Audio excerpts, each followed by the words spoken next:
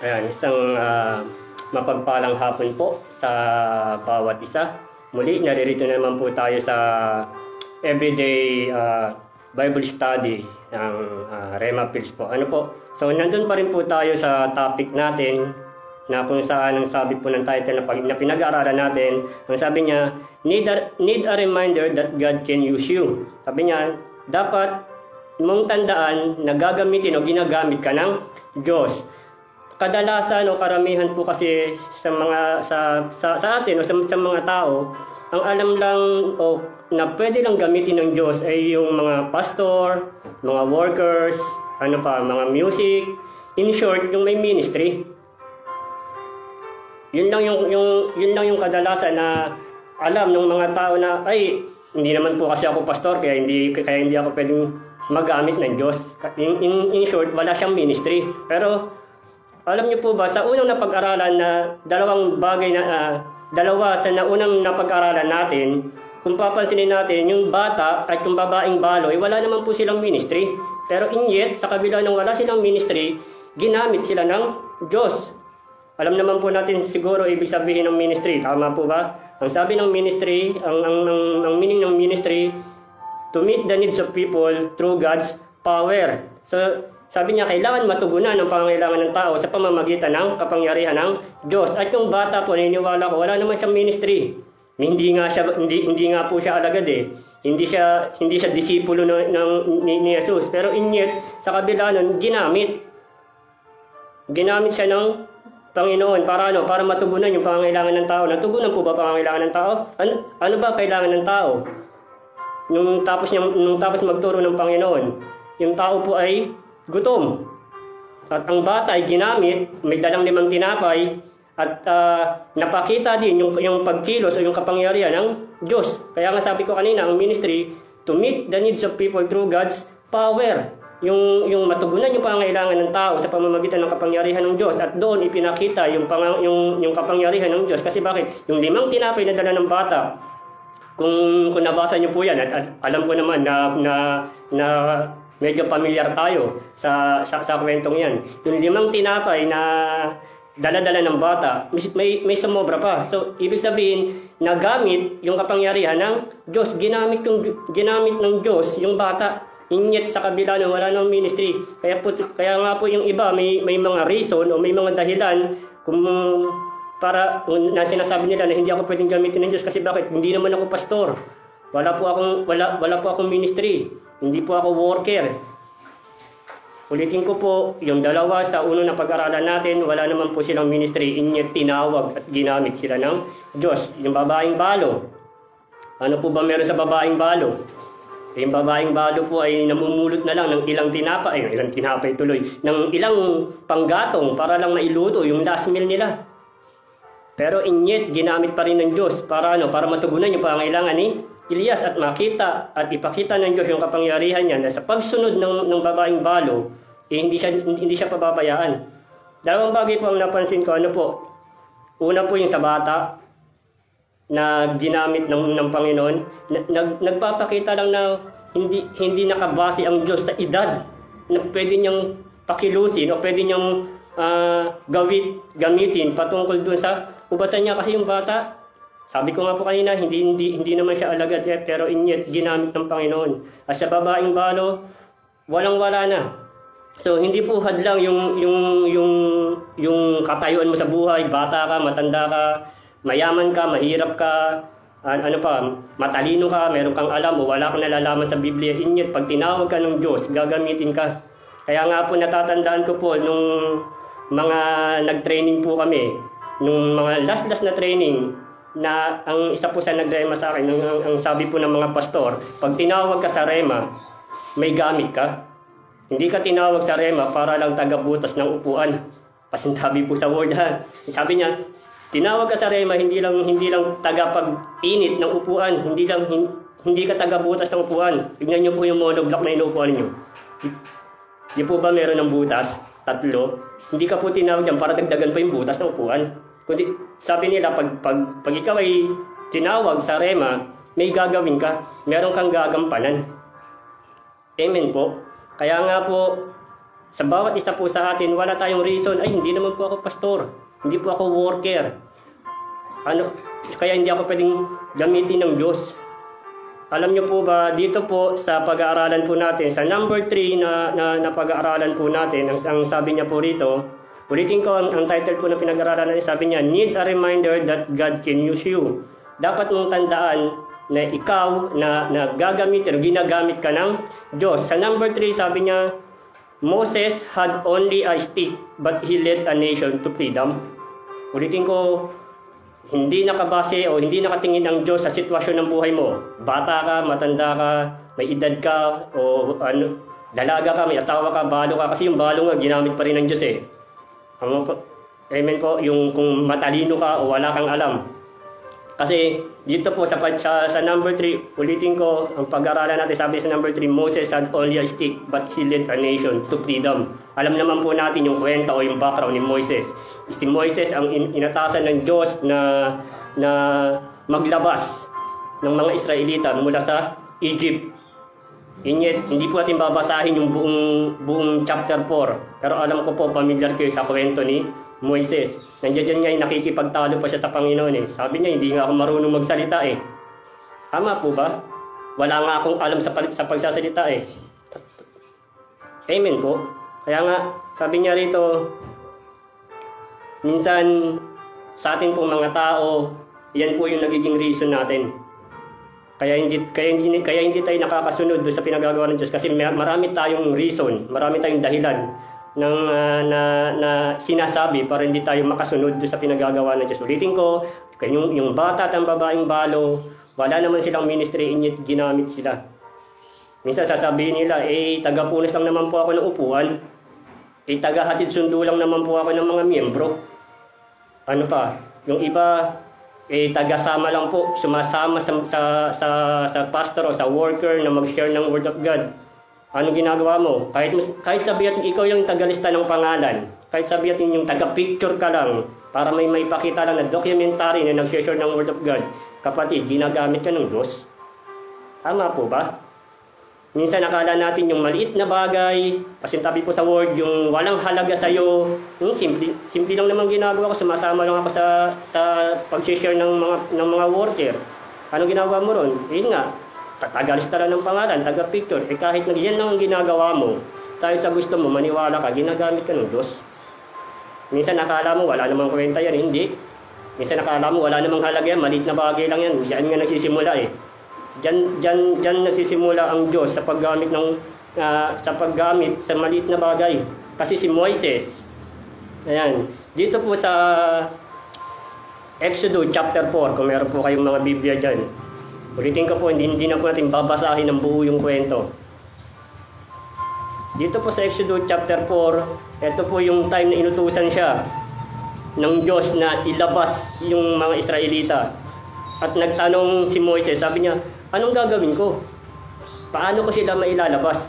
Ngayon sumagot ang Diyos. Sabi sa kanya sa Exodus chapter 4 verse 2, sabi niya, ano iyang tangan mo? Ganting tanong ng Diyos. Ano iyang tangan mo? Ganting tanong sa kanya ni Yahweh. Ang sagot ni Moises, sabi niya, tungkod po, sagot ni Moises. Minsan, kung papansinin natin tungkod, excuse me for the word, meron bang kwenta? Meron bang halaga? Ano yung gagamitin ni Moises tungkod? Pupwersahin niya o tututok niya sa liig ng paraon, tatakutin niya, sasabihin niya, sige, pakawalan mo yung mga Israelita. Pag hindi mo pinakawalan ito, tutusok ko sa lalamunan mo para mamatay ka. Excuse me for the word. Ganun ba? Hindi naman eh. Tama po ba? Nung time na sinabi ng Diyos, anong meron sa'yo? Minsan, ulitin ko, yung maliit na bagay na akala mo sa'yo, walang halaga, walang kwenta, pero pag ipinagamit mo sa Panginoon, malaking halaga yan. Kasi si Moises, nagtatanong siya kung anong meron, kung paano niya mailalabas yung mga Israelita. Ang ganting tanong sa kanya, ano bang hawak mo? Ano bang meron sa'yo? At kung sinabi ni Moises, tungkod. Yung tungkod na yon, kung pag-aaralan po natin, kung babasahin po natin yan, maraming nagawa. Nagsimula sa walang buhay o walang halaga, maliit lang. Kasi bakit? Tungkod, pat-pat lang yan. Isang tuyong sanga lang yan. Meron bang power yan? Wala. Pero yan yung ginamit ng Diyos. Minsan sa atin po, sa bawat sa atin, kung ano yung yung sa tingin mo na walang halaga sa'yo, pero yan yung gagamitin ng Diyos para makakilo siya sa buhay mo. Amen po. Katulad po ng mga ng pinag-aralan natin, si Moises, ang hawak niya lang tungkod. Pero yung tungkod na yun po ay may malaking impact kung bakit nakalabas ng mga Israelita. At yung tungkod na yun, kung pag-aaralan niyo po, kung babasahin niyo yung Biblia, malaki ang nagawa ng tungkod na yan. Yung tungkod na po na yan po ay nung binitawan niya, naging ahas. Ipakita na ginamit ng Diyos yung tungkod na naging ahas. Pangalawa, ano pa? Yung tungkod lang naman ay Moises na yon, yung pumukpok sa bato para mag-produce ng tubig dun sa Meriba.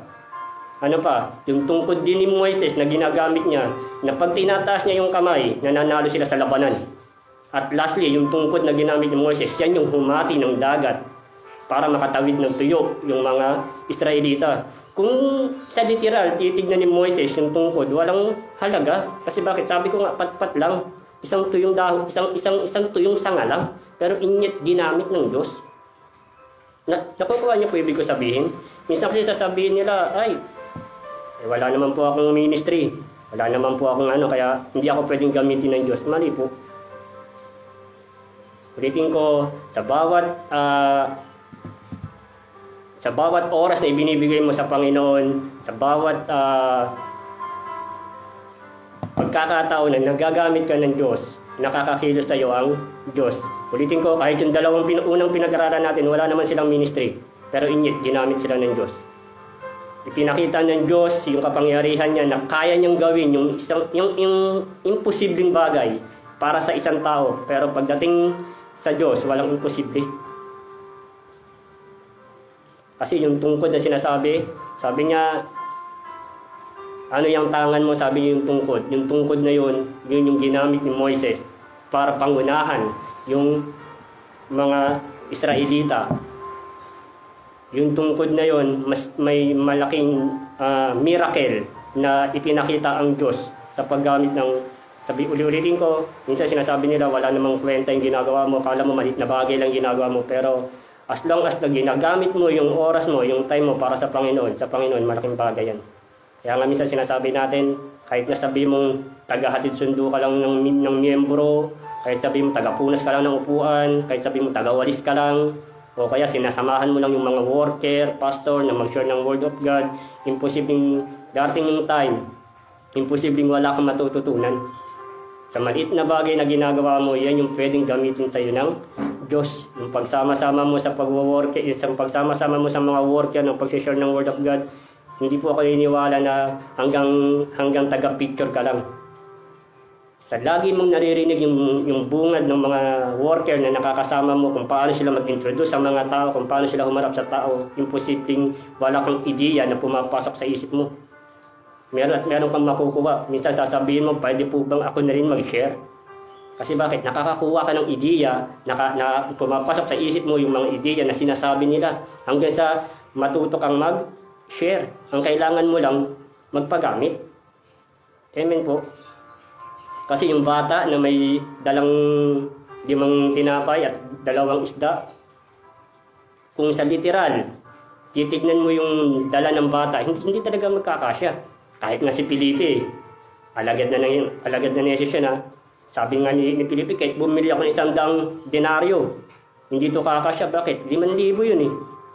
Ilang piraso lang ba 100 denaryo? Hindi pagpagating kung sa Philippine money, piso isa, 100 lang.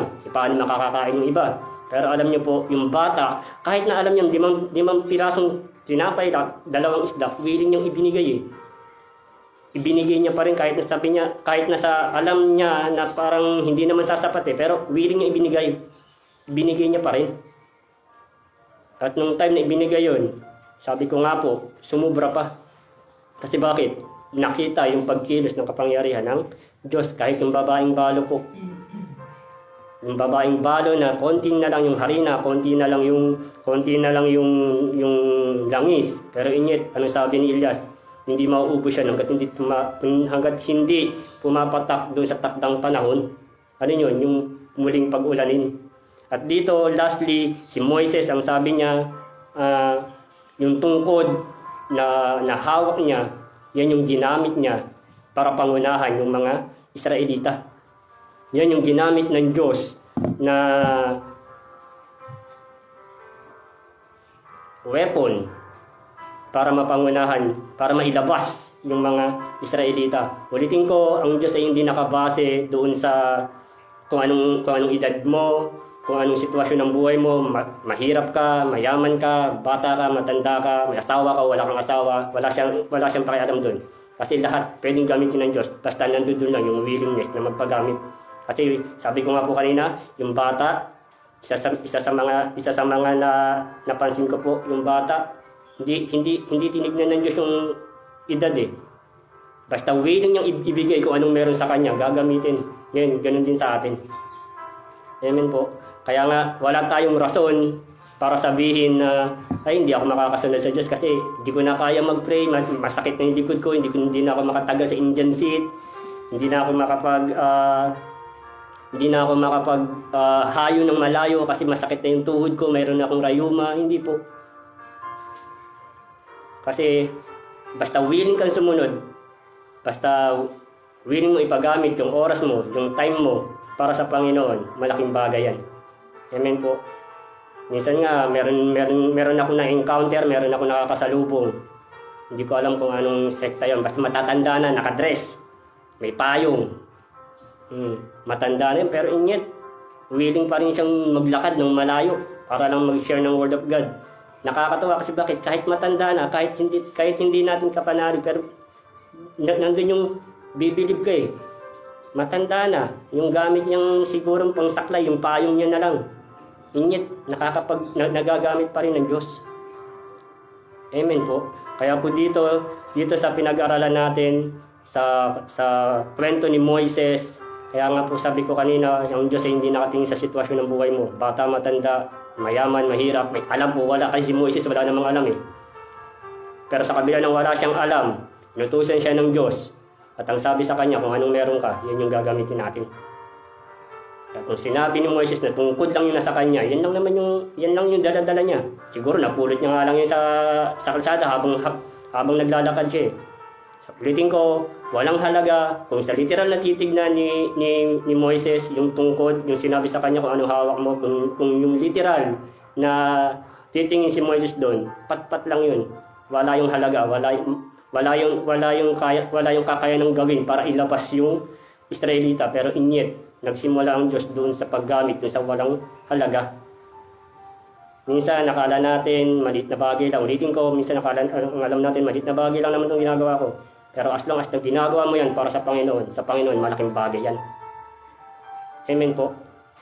Sa Panginoon, ako po nabasa ko ang Biblia, wala akong nabasa na ang Diyos ay nagpasalamat sa tao. Wala akong nabasa dyan, cover by cover, wala akong nabasa na ang Diyos ay nag-thank you sa tao.